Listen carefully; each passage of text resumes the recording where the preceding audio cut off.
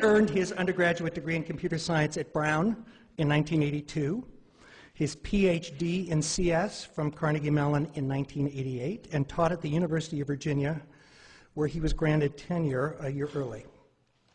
He joined the Carnegie Mellon faculty in 1997 with appointments in the CS, HCI, and design departments. He has authored or co-authored 5 books and over 60 reviewed journal and conference preceding articles, none of which I would understand. With Don Marinelli, he founded the Entertainment Technology Center, which quickly became the gold standard organization for training artists and engineers to work together. It is my view, in the view of our company, Electronic Arts, that the ETC is the interactive program by which all others in the world are judged. I met Randy in the spring of 2004, and when I look back, it's sort of hard to imagine it's only been 3 years, given the depth of our friendship. The ETC already had a very strong relationship with EA and with Randy. And Randy, as he always does, for those of you who know him well, wanted to learn more with his own eyes about how the games business works and how games really got made. So he spent a summer in residence at EA, and I was his primary contact point. We were, in my view, the odd couple. Randy, the brilliant, charming, Carnegie-educated CS professor, and me, who went to the University of Iowa on a wing and a prayer. We spent a lot of time together that semester, and for those of you who know Randy well, that's a lot of turkey sandwiches on white bread with mayo.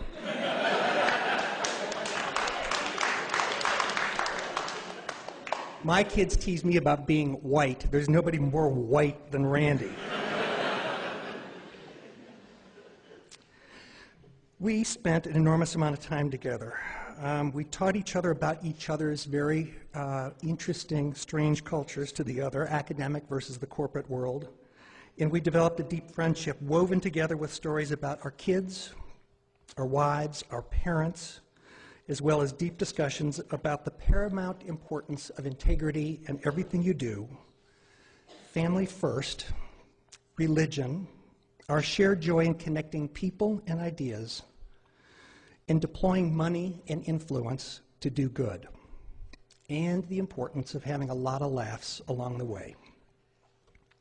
Randy's dedication to making the world a better place is self-evident to anyone who has crossed paths with him. Whether it's directly influencing students, creating organizations like the ETC, building tools like Alice, or doing what he probably does best, which is bridging cultures. As Bing Gordon, EA's chief creative officer, says of Randy, even more important than Randy's academic, philanthropic, and entrepreneurial accomplishments has been his humanity and the enthusiasm he brings to students and co-workers on a daily basis. One of the expressions I learned in Electronic Arts, which I love, which pertains to this, is experience is what you get when you didn't get what you wanted. And I think that's absolutely lovely. All right, my next one, being an Imagineer. This was the hard one. Believe me, getting to zero gravity is easier than becoming an Imagineer. When I was a kid, I was 8 years old, and our family took a trip cross-country to see Disneyland. And if you've ever seen the movie National Lampoon's Vacation, it was a lot like that. There's a quest. And these are real vintage photographs. And there I am in front of the castle. And there I am, and for those of you who are into foreshadowing, this is the Alice ride. And I just thought this was just the coolest environment I'd ever been in, and instead of saying, gee, I want to experience this, I said, I want to make stuff like this. And so I bided my time, and then I graduated with my PhD from Carnegie Mellon, thinking that meant me infinitely qualified to do anything. And I dashed off my letters of application to Walt Disney Imagineering, and they sent me some of the damn nicest go-to-hell letters I've ever gotten. I mean, it was just, we have carefully reviewed your application, and presently we do not have any positions available which require your particular qualifications. Now think about the fact that you're getting this from a place that's famous for guys who sweep the street, right? So that was a bit of a setback. But remember, The brick walls are there for a reason. All right? The brick walls are not there to keep us out. The brick walls are there to give us a chance to show how badly we want something. Because the brick walls are there to stop the people who don't want it badly enough. They're there to stop the other people. So Imagineering, a couple of years later, was working on a virtual reality project. This was top secret. They were denying the existence of a virtual reality attraction after the time that the publicity department was running the TV commercials. Okay, so Imagineering really had nailed this one tight. And it was the Aladdin attraction where you would fly a magic carpet. And the head-mounted display, sometimes known as Gator Vision. And so I had an in. As soon as the project had just, they started running the TV commercials. And I had been asked to brief the Secretary of Defense on the state of virtual reality. Okay, Fred Brooks and I had been asked to brief the Secretary of Defense. And that gave me an excuse. So I called them up. I called Imagineering, and I said, look, I'm briefing the Secretary of Defense. I'd like some materials on what you have, because it's one of the best VR systems in the world. And they kind of pushed back, and I said, look, is all this patriotism stuff in the parks a farce? And they're like, okay. They said, but the PR department doesn't this is so new, the PR department doesn't have any footage for you, so I'm going to have to connect you straight through to the team who did the work. Jackpot. Right? So I find myself on the phone with a guy named John Snoddy, who is one of the most impressive guys I have ever met. And he was the guy running this team, and it's not surprising they had done impressive things. And so he sent me some stuff. We talked briefly. He sent me some stuff, and I said, hey, I'm going to be out in the area for a conference shortly. Would you like to get together and have lunch? Translation. I'm going to lie to you and say that I have an excuse to be in the area so I don't look too anxious. But I would go to Neptune to have lunch with you. And so John said, sure. And I spent something like 80 hours talking with all the VR experts in the world, saying, if you had access to this one unbelievable project, what would you ask? And then I compiled all of that, and I had to memorize it, which anybody who knows me knows that I have no memory at all, because I couldn't go in looking like a dweeb with, hi, question 72, right? So I went in, and this was like a 2-hour lunch, and John must have thought he was talking to, some phenomenal person, because all I was doing was channeling Fred Brooks and Ivan Sutherland and Andy Van Damme and people like that, and Henry Fuchs. So it's pretty easy to be smart when you're parroting smart people. And at the end of the lunch with John, I sort of, as we say in the business, made the ask. And I said, I have a sabbatical coming up. And he said, what's that? The beginnings of the culture clash. And so I talked with him about the possibility of coming there and working with him. And he said, well, that's really good, except, you're in the business of telling people stuff, and we're in the business of keeping secrets. Right? And then what made John Snoddy was he said, but we'll work it out. Right? Which I really loved. The other thing that I learned from John Snoddy, I could do easily an hour-long talk just on what have I learned from John Snoddy. One of the things he told me was that wait long enough and people will surprise and impress you. He said, when you're pissed off at somebody and you're angry at them, you just haven't given them enough time. Just give them a little more time, and they'll almost always impress you. And that really stuck with me. I think he's absolutely right on that one. To make a long story short, we negotiated a legal contract. It was going to be the first, some people referred to it as the first and last paper ever published by Imagineering.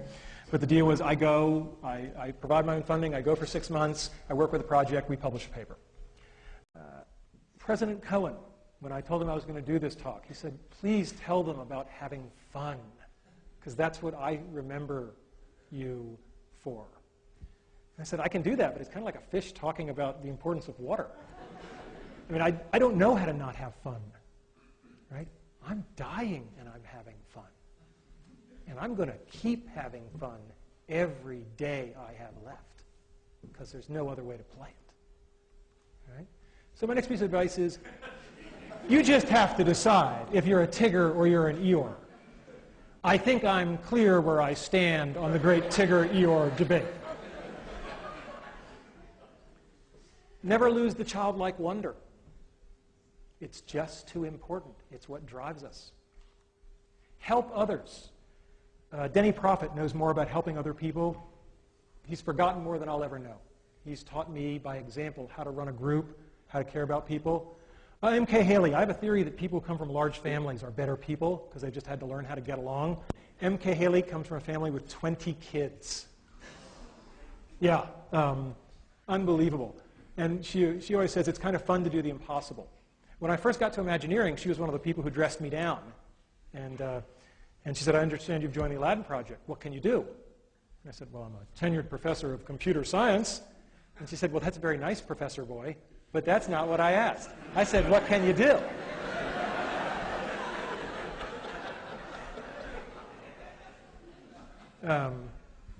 And, you know, I mentioned sort of my working class roots.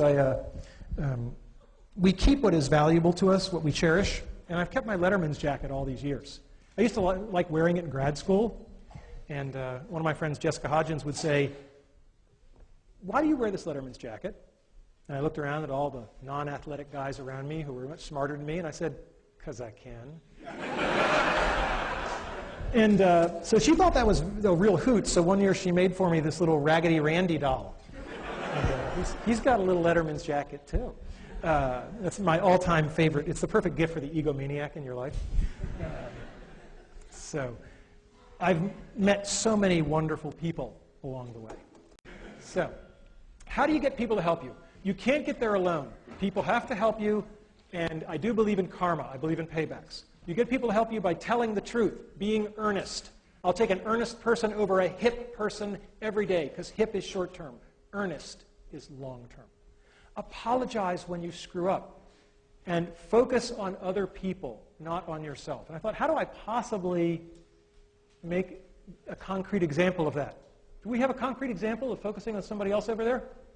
Can we bring it out? See, yesterday was my wife's birthday. If there was ever a time I might be entitled to have the focus on me, it might be the last lecture. But no, I feel very badly that my wife didn't really get a proper birthday, and I thought it'd be very nice if 500 people...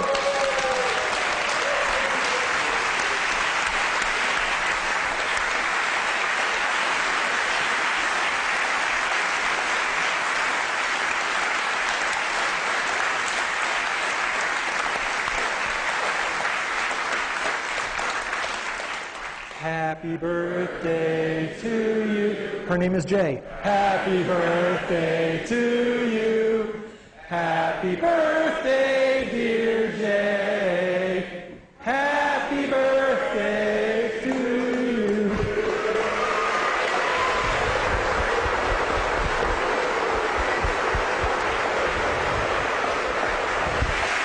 You gotta blow it out.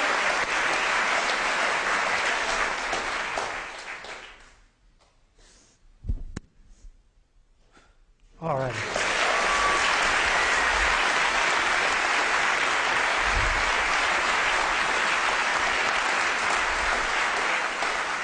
And now you all have an extra reason to come to the reception. Remember, brick walls let us show our dedication. They are there to separate us from the people who don't really want to achieve their childhood dream. Be good at something. It makes you valuable. Work hard. People, I got tenure a year early, as Steve mentioned. Junior faculty members used to say to me, wow, you got tenure early. What's your secret?